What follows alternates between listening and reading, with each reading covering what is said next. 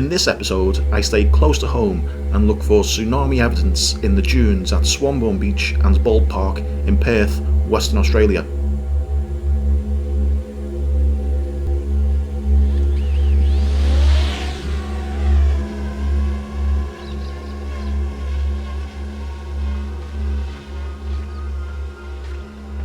Swanbourne Beach is the closest undeveloped stretch of coast to the City of Perth.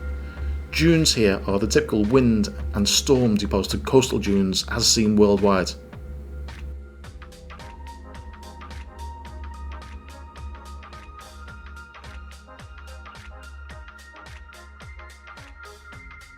Here you can see I created a 3D model from the mini drone data showing the typical longitudinal dunes parallel to the water's edge.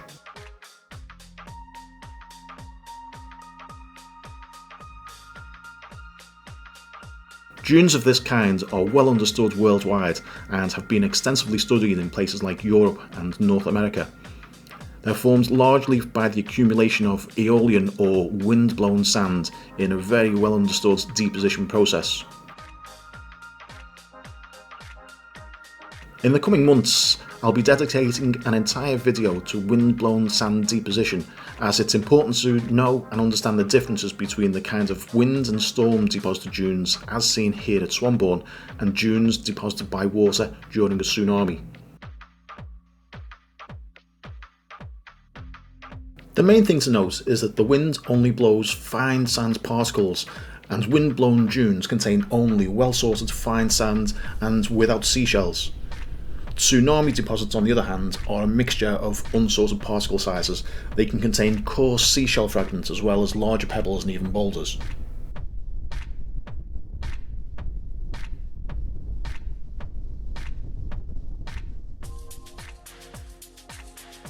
The largest storm in recent years affecting this stretch of coast was Cyclone Alby in 1978.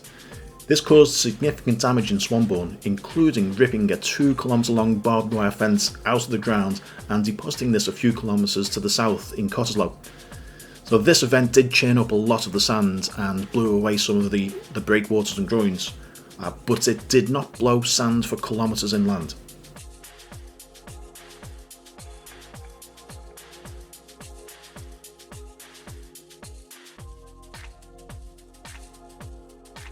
The dunes at the northern end of Swanbourne, towards City Beach, are even more extensive and well preserved.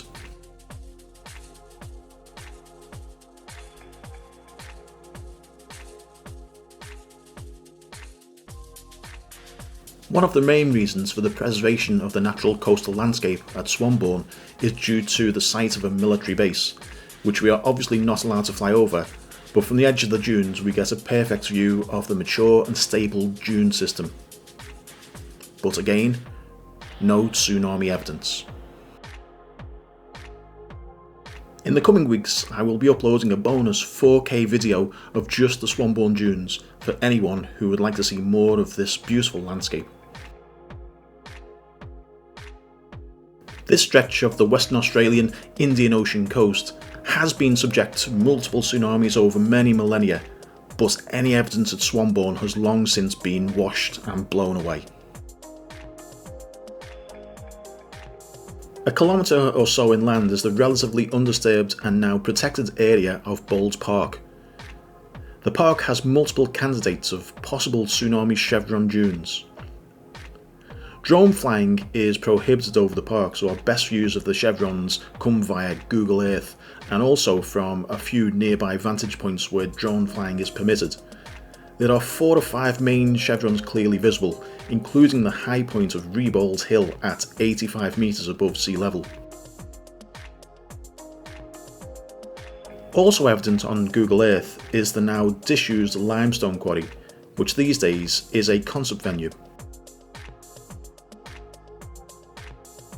It appears here as if the sand was deposited in chevrons over a pre-existing series of ridges made up of the local Tamala limestone that was once quarried from the park.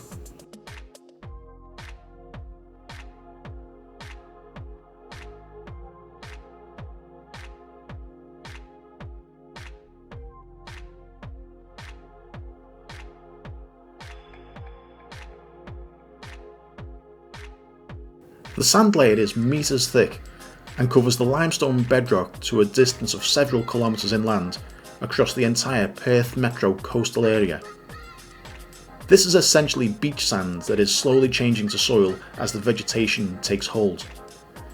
The currently accepted consensus is that the sand was blown there by the wind.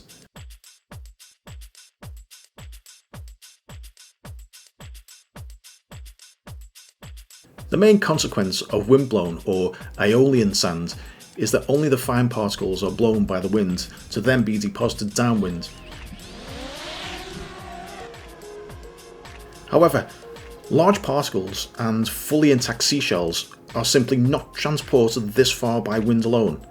Simply, evidence on the ground contradicts a wind-only hypothesis for the sand layers around the Perth metro region. Unfortunately, the vantage points near Bull Park don't give the best chevron views. I am applying for permission to survey Bull Park chevrons by drone at a future date.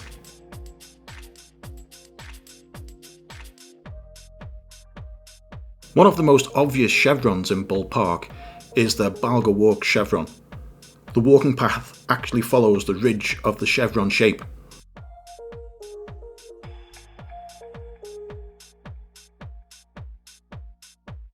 Drone footage from the nearby vantage point just simply does not show the Balga Walk chevron very clearly.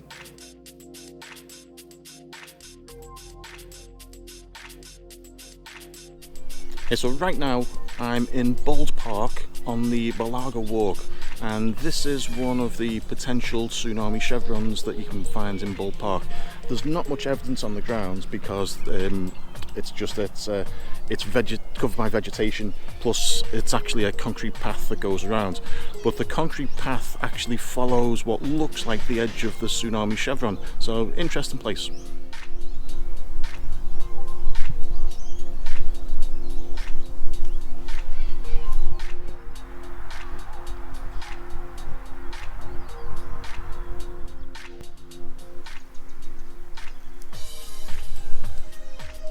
During my reconnaissance of the area, I found an open strip of land adjacent to Balga Walk where I was hoping to get some good drone views of the chevron. I didn't, and yet it led to one of the most interesting discoveries in this area. The ground is basically fresh beach sand, mainly undisturbed but recently churned up with some vehicle tracks. This location is 2.25 kilometres from the current shoreline and 25 metres above sea level. Intriguingly, the sand deposit contains multiple conical seashells found a few centimetres below the surface. These are sea snails, either auger or turret shells. If someone can identify the species, please let me know. These animal groups share the same aquatic-only habitat, living on the continental shelf from the low water line down to around 14 metres in depth. As previously noted, wind blows only the finest sand particles to create sand dunes, and does not blow fully intact seashells over 2 kilometres inland to a height of 25 metres above sea level. I've also collected the same species of shell in a similar location about 10 kilometres to the north at Trig Bushland. These shells can only have been washed in by a water wave. This is a very interesting discovery. In the next episode, we examine 2 rocks on the beach at 2 Rocks in Perth's northern suburbs to see if they were moved here by a tsunami. Stay tuned.